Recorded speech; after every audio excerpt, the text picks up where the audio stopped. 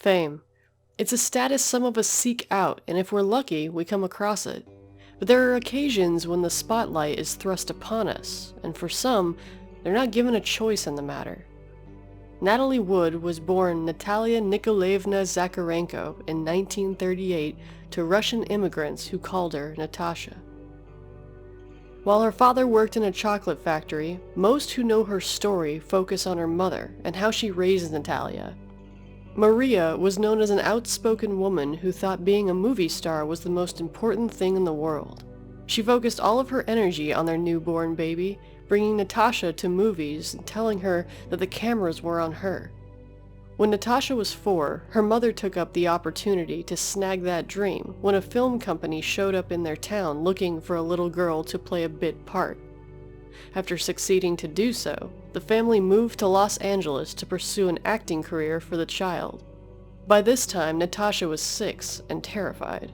Her mother often made her feel as if the whole family depended on her success, and if she didn't achieve the dreams her mother wanted for her, it would result in the whole family failing. The first role Natasha got to read for was a drama called Tomorrow is Forever, in which she'd play an orphan who had to cry on cue. In order to accomplish this, her mother brought with them a butterfly and in front of Natasha pulled its wings off to make her cry.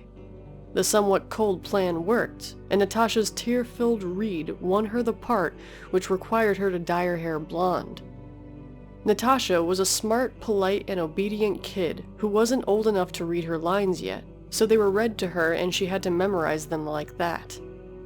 International Pictures offered her a 7-year contract, but she'd find she'd have to have a more American-sounding name, and despite not liking the sound of it, she became Natalie Wood.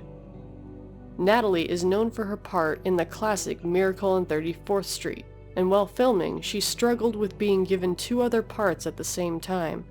The 9-year-old was moving from set to set, performing with different accents and different names, with a new one of her own. Some might find that confusing and stressful for a young child. However, now earning about $800 a week, her mother was all too happy to keep her in the spotlight and working.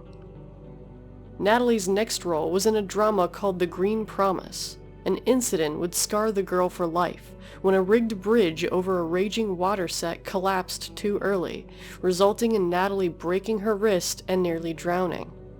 Afraid the accident would make her look inconvenient to work with, her mother refused to take Natalie to the hospital. The incident resulted in permanent bumps on her wrist, which she covered with bracelets, and a lifelong phobia of drowning in dark water.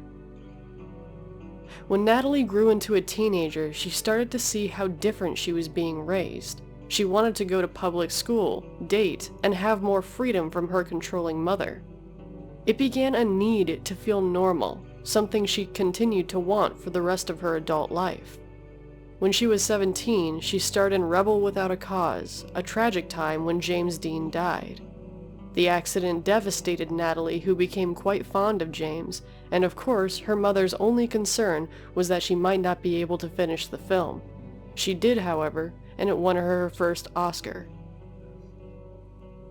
She was finally able to escape her mother's control when she was 19 and married Robert Wagner. She wanted to be her own person, but started to have trouble with her career. She described having trouble figuring out who she really was. Since she'd been in roles since she was a child, it felt like her own personality was buried under all the other personas she was forced to take on in her life. Even out of the camera's eye, her loved ones said she acted differently at home than out in public.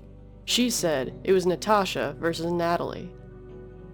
When her career struggled, she still felt the pressure of her mother, and as she got older, she felt her chances of roles were running out. Fortunately, she was asked to be a part of the musical West Side Story, but Natalie wasn't trained as a singer and was crushed to find out that her voice was replaced by professional vocalist Marni Nixon. She obtained roles steadily, but the movies weren't doing well, and she was even named Worst Actress of the Year in 1966 by Harvard Lampoon. She kept up a happy face in public due to being an actress her whole life, but no one knew that she was on the verge of a nervous breakdown. In November of 1966, Natalie overdosed on sleeping pills and was rushed to the hospital. Those close to her described it as a deep pain and that she wanted to get out of a trap. Once she was released, she began to realize that all she wanted was a normal life, one which hadn't been offered to her being raised the way she was. Natalie took a break from the limelight when she became pregnant with her first child in 1970. She even attempted to fix her strained relationship with her mother, but found that once she moved the fame-hungry woman into the house, she hadn't changed. Maria saw the granddaughter as just another star in the family that she could mold and train. Natalie kicked her out soon after. While she managed to finally have a normal life, Natalie still wanted to keep working since it was all she ever knew. But as she got closer to middle age, she found that younger actresses were getting the parts. In 1981, she landed a part that she thought could restore her standing in Hollywood. The film was a sci-fi called Brainstorm, and she starred alongside Christopher Walken. A positive direction, but Wood found that she was anxious during production. She was worried she looked too old, and wasn't comfortable with the chaotic, often improvised production. During a break in production, she, her husband, and Walken took a trip to Catalina Island on their yacht, the Splendor. Meant to be a pleasure cruise, the trip took an unexpected and dreadful turn. The night of November 28th, Natalie was becoming increasingly intoxicated. There was a lot of anxiety and tension amongst the passengers, and she even was seen smashing a glass against a wall at some point. After dinner, Natalie left her husband and Walken to talk, never to return to their cabin. Robert Wagner radioed the Coast Guard, who began to search for the actress, and they found her. At 7:45, Natalie Wood was found dead. Cause of death, drowning. Officials stated that she fell into the water while trying to retie the dinghy to the yacht, and her death was filed accidental. Speculation circled in the news after word of her death, but the only thing that was certain was that she was gone, taken by the dark water she'd come to fear since childhood. A lot of celebrities' lives being ruined can be blamed on their own bad behavior or the practices of Hollywood itself. But I feel that Natalie's story could be solely placed on her mother's head, and perhaps that's the most unfair kind of story. It reminds me of an animal being raised in captivity. Natalie didn't have a choice as to what she did with her life, and as a result of being forced into the spotlight at a young age, she didn't really know who she was or how to live a normal life. It didn't seem as though her mother truly cared about her well-being.